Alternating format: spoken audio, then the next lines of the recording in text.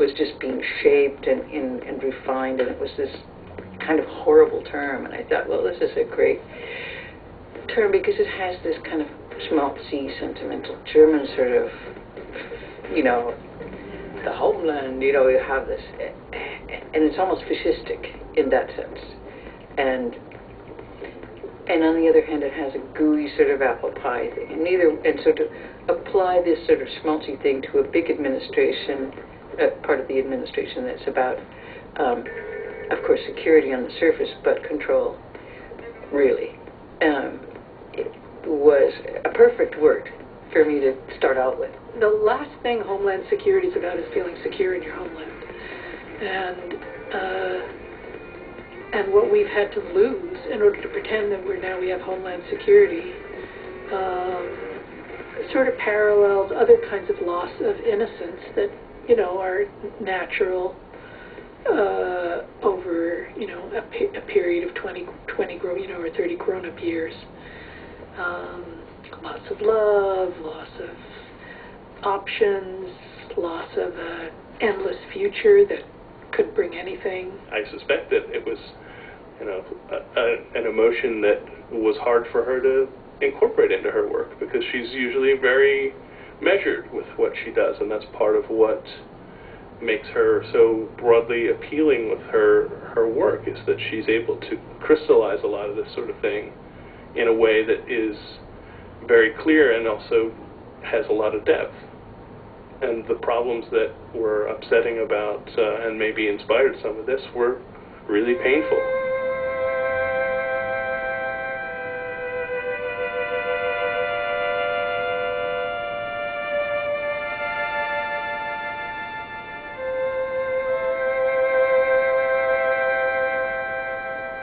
Now, the first project I worked on with her was Oh, Superman. And I remember when we finished it and we listened to it, it played back, Laurie said, "Oh my God, my mother's going to be furious." And and I said, "What do you mean? This isn't about your mother. This is about, you know, modern day society and alienation and technology." And she said, "No, it's not. It's about my mother." And I think this one's sort of the opposite. It's not about her mother.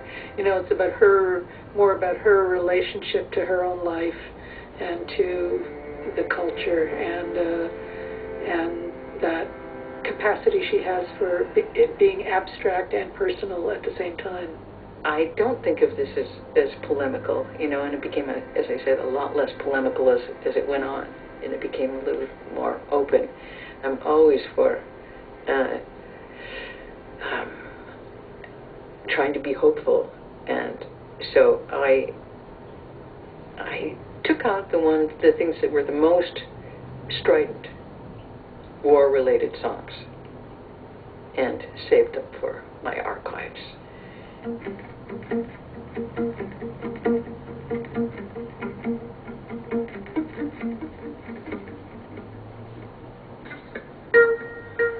I'm a fan of Laurie's before I met her, so I'm very lucky to work with her. It's a pleasure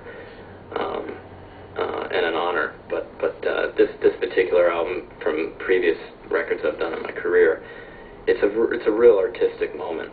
She's super inspiring. She's really deliberate in what she does, and boundless. She's a true original. You know, she's one of the true original voices of our time.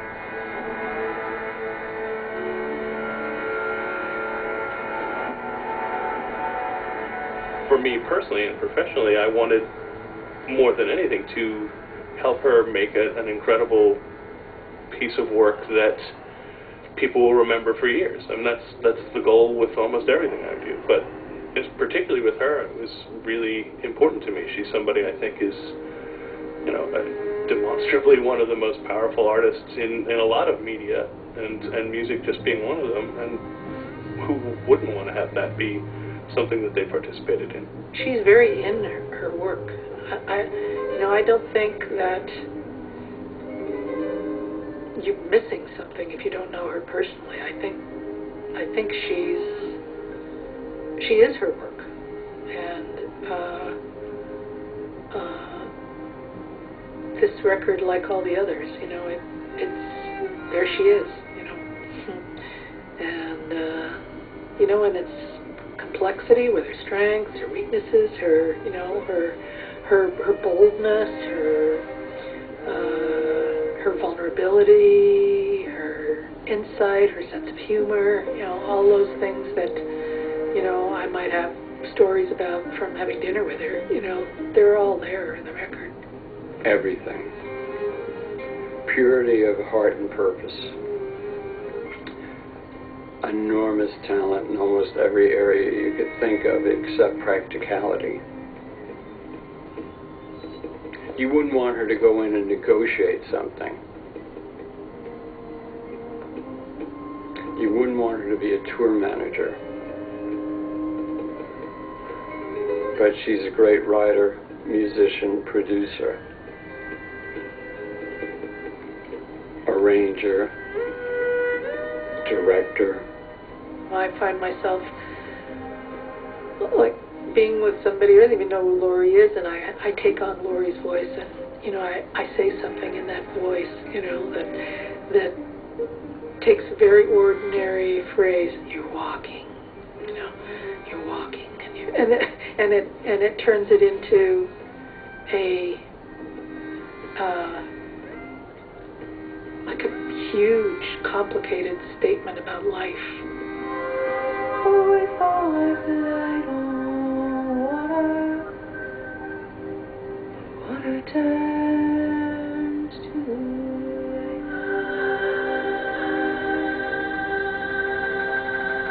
I was working on a little film in Japan, and it was a series of like visual fables, little short stories.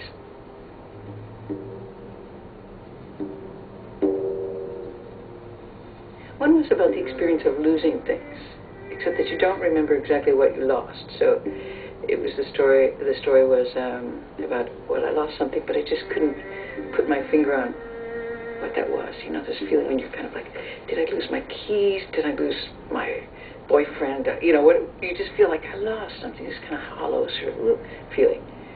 So you're sort of frisking yourself, wondering, what is it that I lost?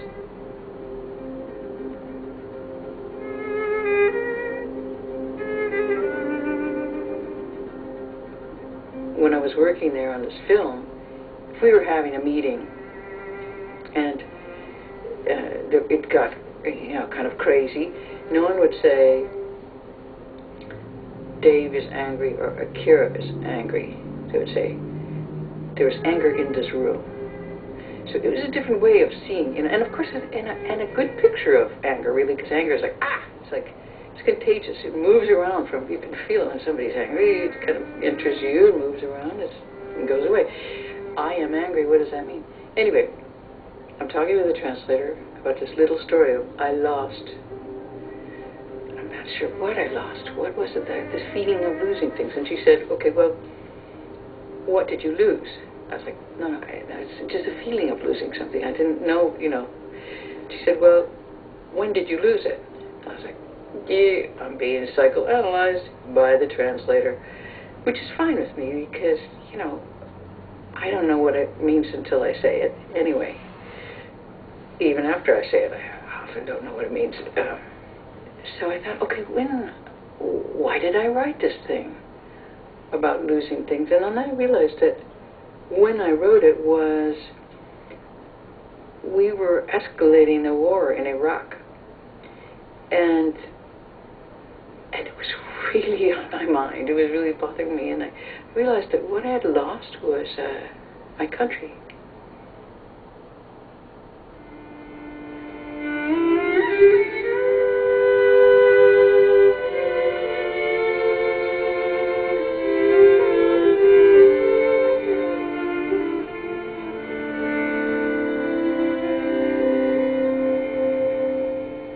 What she does is overwhelmingly beautiful.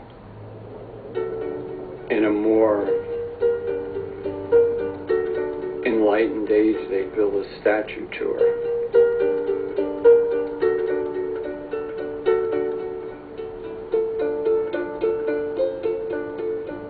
the smarter you are, the more you'll get out of this.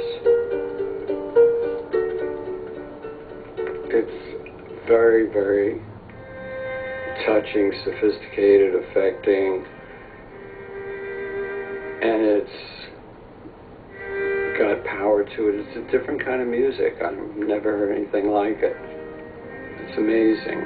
It crosses barriers of time and language. I mean, I could listen to her do this forever. I wish she did 30 more of these. Of course, since this one took almost 3 years, I might make life a little hard.